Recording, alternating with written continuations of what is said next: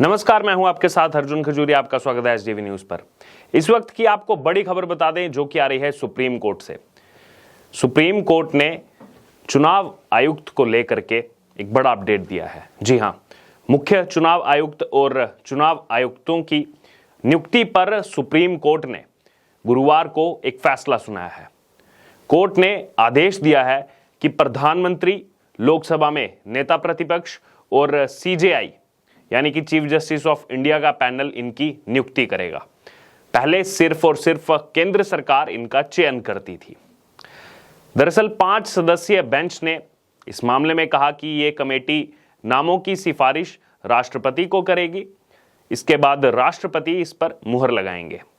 उच्च न्यायालय ने अपने आदेश में साफ कहा कि ये प्रोसेस तब तक लागू रहेगा जब तक संसद चुनाव आयुक्तों की नियुक्ति को लेकर कोई कानून नहीं बना लेती।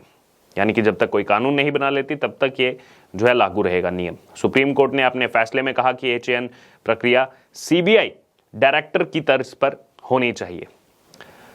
हालांकि अब अगर बात की जाए तो इसमें इस पैनल में सीजेआई का नाम है और सीजेआई का इस पैनल में होना लोगों की तरफ से कई सारे सवाल जो है खड़े कर रहा है।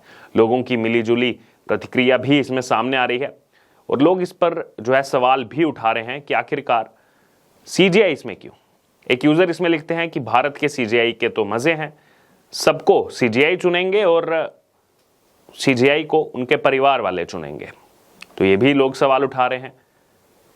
और वहीं दूसरी तरफ अगर बात करें तो मेजर सुरेंद्र पुनिया जो लगातार किसी न किसी बात पर अपनी राय रखते हैं, उनका भी इसमें स्टेटमेंट सामने है। उन्होंने कहा है कि सुप्रीम कोर्ट ने आदेश दिया है कि मुख्य चुनाव आयुक्त के अपॉइंटमेंट में सरकार को उनके चीफ जस्टिस की भी राय लेनी पड़ेगी। यही सुप्रीम कोर्ट अपने जजों की नियुक्ति में कोलेजियम सिस्टम चालू रखना चाहता है, जो हाल ही में बहुत बड़ा विवाद चल रहा है। और आगे उन्होंने कहा कि और चुनी हुई सरकार से कोई राय नहीं लेना चाहता। इसको आप क्या कहोगे? यानी कि ये सवाल उठाए जा रहे हैं कि एक तरफ आप अपने सिस्टम में जो है कोलेजियम रखना चाहते हैं और दूसरी तरफ जब मुख्य चुनाव आयुक्त की बात आती है तो उसमें सीजेआई जो है उसमें उनको पैनल में डाल रहे हैं। और वहीं आगे एक यूजर लिखते हैं कि लोकतंत्र में जनता मालिक होती है, हम जनता लोग सरकार का चुनाव करते हैं, जज का नहीं। इसीलिए जनता द्वारा चुनी हुई सरकार ही सर्वोपरि है। कोर्ट का काम है सरकार द्वारा बनाए गए कानून की रक्षा करना, उसमें दखल देना नहीं, क्योंकि सरकार का निर्णय जनता का निर्णय होता है। तो लोग ये भी कह रहे हैं। वहीं एक यूजर इसमें लिखते हैं कि सुप्रीम कोर्ट के न्यायाधीशों की नियुक्ति राष्ट्रपति, प्रधानमंत्री, कैबिनेट मंत्री और सभी राज्यों के मुख्यमंत्रियों की सहमति से होनी चाहिए। कोलेजियम सिस्टम को समाप्त कर देना चाहिए, यह भी मांग उठाई जा रही है। और आगे लिखते हैं कि यह अंग्रेजों के द्वारा बनाया गया एक नियम है। वहीं एक यूजर इस मामले में लिखते हैं कि सबकी अपॉइंटमेंट एससी के जज करेंगे, बस खुद कोलेजियम से चलेंगे।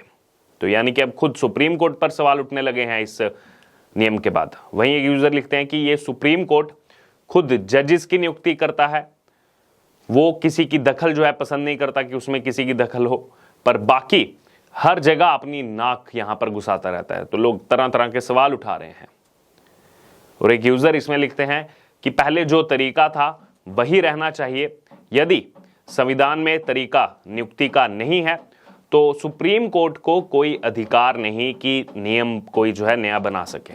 इसमें जस्टिस के.एम. जोसेफ ने कहा है कि लोकतंत्र को बनाए रखने के लिए चुनाव प्रक्रिया की निष्पक्षता बनाए रखी जानी चाहिए, नहीं तो इसके अच्छे परिणाम नहीं होंगे। जब ये पूरी दलील चल रही थी और उसमें उन्होंने कहा कि वोट की ताकत सुप्रीम है, इससे जो है मजबूत से मजबूत पार्टियां भी सत्ता हार सकती हैं, इसलिए इलेक्शन कमीशन को स्वतंत्र होना जरूरी है। ये सवाल कौन उठा रहा है? सुप्रीम कोर्ट, जो खुद एक कोलिजियम सिस्टम से चलता है। वहीं आगे उन्होंने कहा कि यह भी जरूरी है कि ये अपनी ड्यूटी जो है संविधान के प्रावधानों के मुताबिक और कोर्ट के आदेशों के आधार पर निष्पक्ष रूप से कानून के दायरे में रहकर निभाएं। दरअसल मुख्य चुनाव आयुक्त और चुनाव आयुक्त की नियुक्ति को लेकर फिलहाल देश में कोई भी कानून नहीं है। नियुक्ति की जो पूरी प्रक्रिया है वो केंद्र सरकार के हाथ में है और अब तक अपनाई जाने वाली जो प्रक्रिया है उसके मुताबिक सचिव स्तर के मौजूदा या फिर रिटायर हो चुके अधिकारियों की एक सूची तैयार की जाती है। कई बार इस सूची में अगर बात की जाए नामों की तो इसमें 40 नाम तक भी शामिल होते हैं। वहीं इस सूची के आधार पर 3 नामों का एक पैनल तैयार किया जाता है। इन नामों पर प्रधानमंत्री और राष्ट्रपति विचार करते हैं। इसके बाद प्रधानमंत्री पैनल में शामिल अधिकारियों से बात करके कोई एक नाम वो राष्ट्रपति के पास भेजते हैं। वहीं इन नाम के साथ प्रधानमंत्री के नोट भी वो भेजे जाते हैं। इसमें उस शख्स के चुनाव आयुक्त चुने जाने की वजह बताई जाती है कि आखिरकार क्यों इनको चुना जा रहा है। वहीं देखा जाए तो इस प्रक्रिया में पूरा रोल वो सरकार का रहता है। इनका कार्यकाल 6 साल या फिर 65 साल की उम्र जो भी पहले हो उस तक ही ये कार्यकाल रहता है। और इस प्रक्रिया से चुनाव आयुक्त वो चुने जाते हैं और इनमें से जो सबसे सीनियर होता है उसे मुख्य चुनाव आयुक्त के रूप में नियुक्त किया जाता है। दरअसल अब से कुछ साल पहले जाएं तो 1 अक्टूबर 1993 से चुनाव आयोग में मुख्य चुनाव आयुक्त के साथ 2 चुनाव आयुक्त होते हैं। चुनाव आयुक्त कितने हो सकते हैं इसे लेकर संविधान में कोई संख्या फिक्स नहीं है, फिक्स नहीं की गई कभी भी। संविधान का जो अनुच्छेद 324(2) है वो ये कहता है कि चुनाव आयोग में मुख्य चुनाव आयुक्त और अन्य चुनाव आयुक्त हो सकते हैं, लेकिन ये राष्ट्रपति पर निर्भर करता है कि इसकी संख्या कितनी होगी। और आज़ादी के बाद देश में चुनाव आयोग में सिर्फ मुख्य चुनाव आयुक्त होते थे, लेकिन 16 अक्टूबर 1989 को प्रधानमंत्री राजीव गांधी की सरकार ने 2 और चुनाव आयुक्तों की नियुक्ति की थी। ये वहीं से शुरुआत हुई थी। इससे चुनाव आयोग एक बहुसंसदीय निकाय वो बन गया। ये नियुक्तियां वो 9वें आम चुनाव से ठीक पहले की गई थी। ये हिस्ट्री जानना भी जरूरी है, इसलिए हम आपको बता रहे हैं।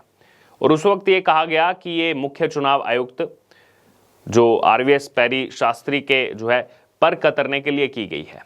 और 2 जनवरी 1990 को VP सिंह की जब सरकार थी, VP सिंह सरकार ने नियमों में संशोधन किया और चुनाव आयोग को फिर से 1 सदस्यीय निकाय बना दिया 1990 में VP सिंह सरकार ने।